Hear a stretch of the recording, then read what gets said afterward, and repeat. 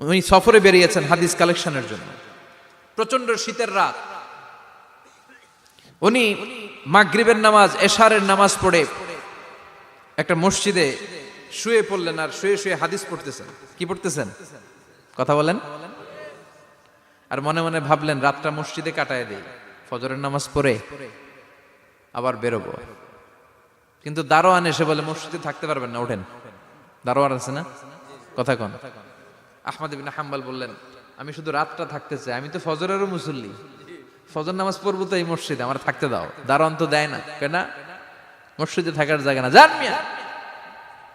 উনি যে আহমদ ইবনে হাম্বল এটা চিনে নাই, থাকতে দেয় না। কি করবে এখন? উনি কাঁথা গুছিয়ে হাদিসের কিতাব নিয়ে কাঁধের মধ্যে ব্যাগ নিয়ে মসজিদ থেকে বেরোয় গেলেন। কি আর করবেন, প্রচন্ড শীত, আর কাঁপতেছেন, বুড়ো মানুষ।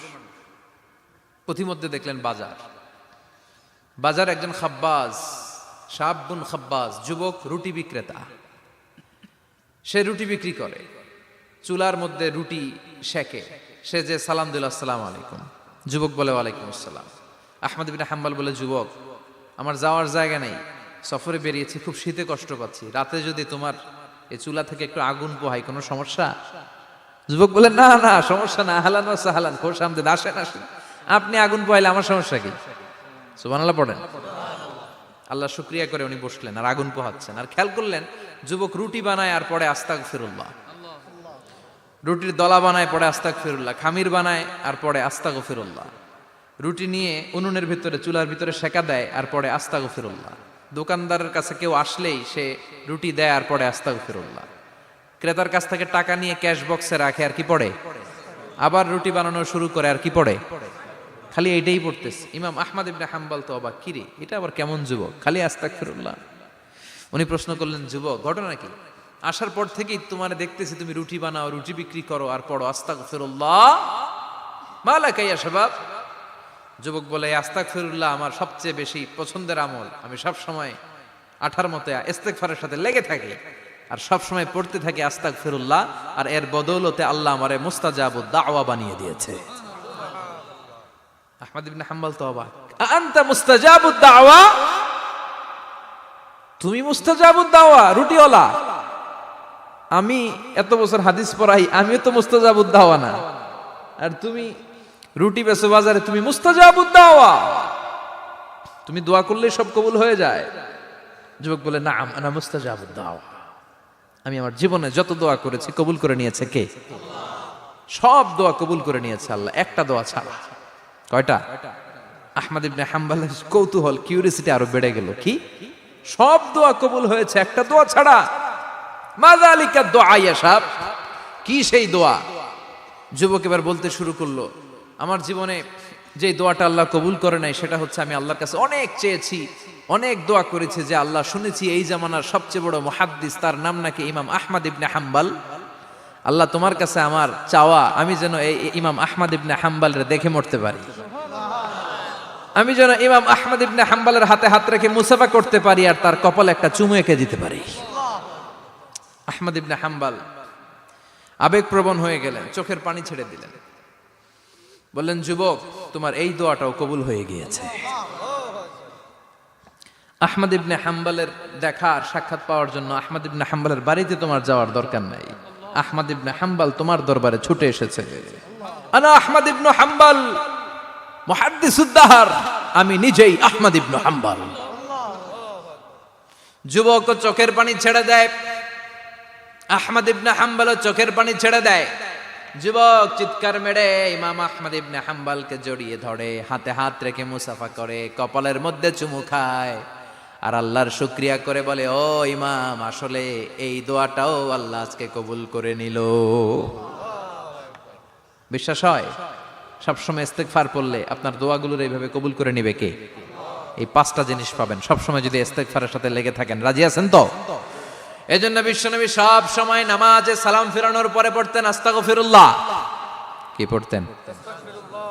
3 বার পড়তেন আস্তাগফিরুল্লাহ, আস্তাগফিরুল্লাহ, আস্তাগফিরুল্লাহ। পড়তে রাজি আছেন?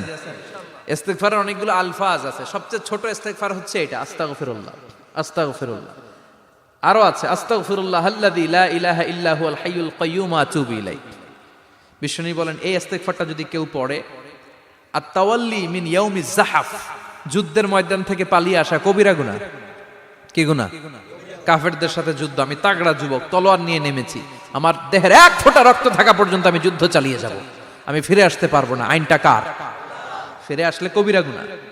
বিশ্বনবী বলেন যুদ্ধের ময়দান থেকে ফিরে এসেছে এরকম কবিরা গুনাহ অবলম্বনকারীও যদি আস্তাগফিরুল্লাহ আল্লাযী লা ইলাহা ইল্লা হুয়াল হাইয়ুল কাইয়্যুম ওয়া আতুবু ইলাইহি পড়ে, ওই কবিরা গুনাহকারীকেও ক্ষমা করে দিবে কে? পড়তে রাজি আছেন তো?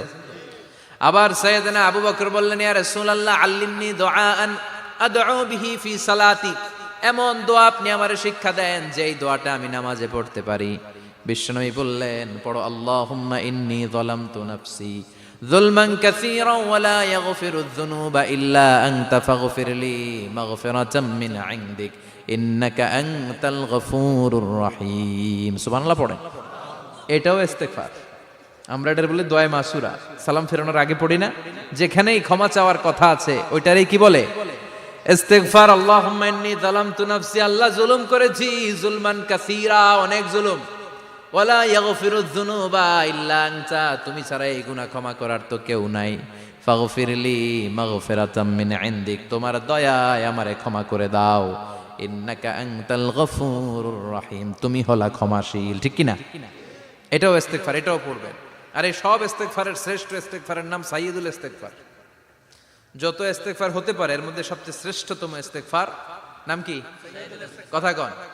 বুখারীর বর্ণনা, শাদ্দাদ ইবনে আউস রাদিয়াল্লাহু তাআলা আনহু বর্ণনা করেন, এই সাইয়্যিদুল ইস্তেগফার দিনের বেলা যে পড়বে ওই দিনে মারা গেলে সে জান্নাতি।